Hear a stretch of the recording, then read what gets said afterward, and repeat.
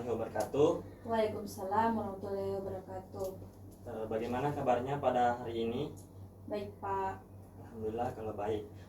Pada kesempatan ini Bapak akan mengajar tentang atau menjelaskan tentang materi rencana akuntansi biaya.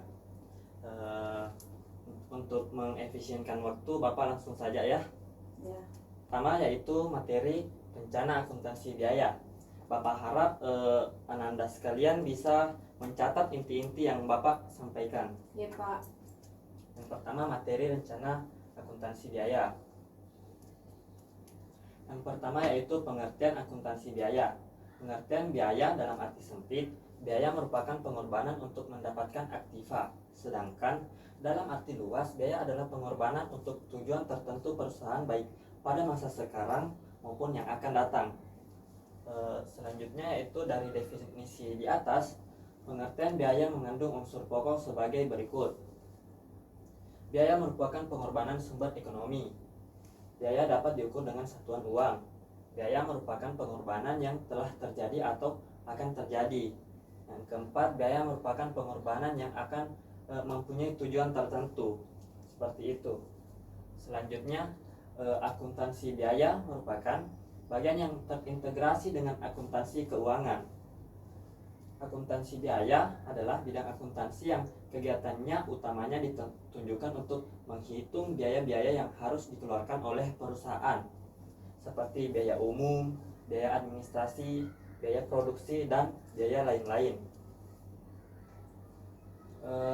Akuntansi biaya adalah proses pencatatan, penggolongan, peringkasan dan penyajian biaya-biaya pembuatan produk, penjualan produk, barang atau penyerahan jasa dengan cara-cara tertentu, serta penafsiran terhadap hasilnya. Materi selanjutnya yaitu perbedaan biaya cost dan beban atau expense. Biaya cost dan beban atau expense adalah dua hal yang berbeda. Biaya identik dengan pengorbanan untuk memproduksi barang dan jasa, misalnya biaya bahan baku, tenaga kerja, dan biaya overhead. Sedangkan beban adalah segala jenis pengorbanan atau pengeluaran dalam rangka menciptakan atau mendapatkan penghasilan, misalnya beban iklan, beban serba-serbi, dan beban listrik.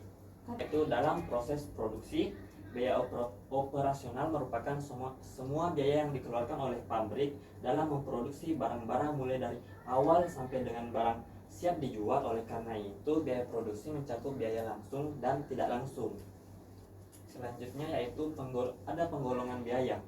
Agar informasi akuntansi biaya dapat memenuhi kepentingan para pemakai, maka biaya harus digolongkan atas dasar tujuan yang hendak dicapai. Ada 5 cara penggolongan biaya, antara lain: atas dasar objek pengeluaran, menurut fungsi pokok dalam perusahaan manufaktur, hubungan dengan sesuatu yang dibiayai, menurut hubungan dengan perubahan volume kegiatan, dan yang terakhir yaitu penggolongan biaya atas dasar jangka waktu manfaatnya. Yang pertama yaitu atas dasar objek pengeluaran. Biaya digolongkan sesuai dengan objek yang dibiayai. Contoh, biaya bahan baku, yaitu semua pengeluaran untuk bahan baku yang dipakai dalam proses produksi. Biaya tenaga kerja yaitu semua pengeluaran untuk upah pekerja dalam suatu perusahaan. Yang ketiga yaitu biaya administrasi dan umum, yaitu biaya yang dikeluarkan untuk keperluan administrasi dan umum di pabrik tertentu. B. Menurut fungsi dalam perusahaan manufaktur. Ada 3 jenis biaya dalam perusahaan manufaktur menurut fungsi pokoknya, yaitu biaya produksi, pemasaran, dan biaya administrasi dan umum. Biaya produksi merupakan biaya-biaya yang timbul untuk mengolah bahan baku menjadi produk jadi yang siap untuk dijual. Yang kedua, biaya pemasaran merupakan biaya-biaya yang timbul untuk melaksanakan kegiatan pemasaran produk jadi, contoh gaji atau upah yang dibayarkan kepada karyawan bagian pemasaran dan bagian iklan. Yang ketiga, biaya administrasi dan umum merupakan biaya-biaya untuk mengkoordinasikan kegiatan produksi dan pemasaran produk, contoh gaji bagian administrasi, gaji bagian akuntansi, sewa kantor, listrik, dan air. Materi selanjutnya yaitu hubungan dengan sesuatu yang dibiayai. Biaya menurut hubungannya dengan sesuatu yang dibiayai menjadi dua golongan, yaitu biaya langsung dan biaya tidak langsung.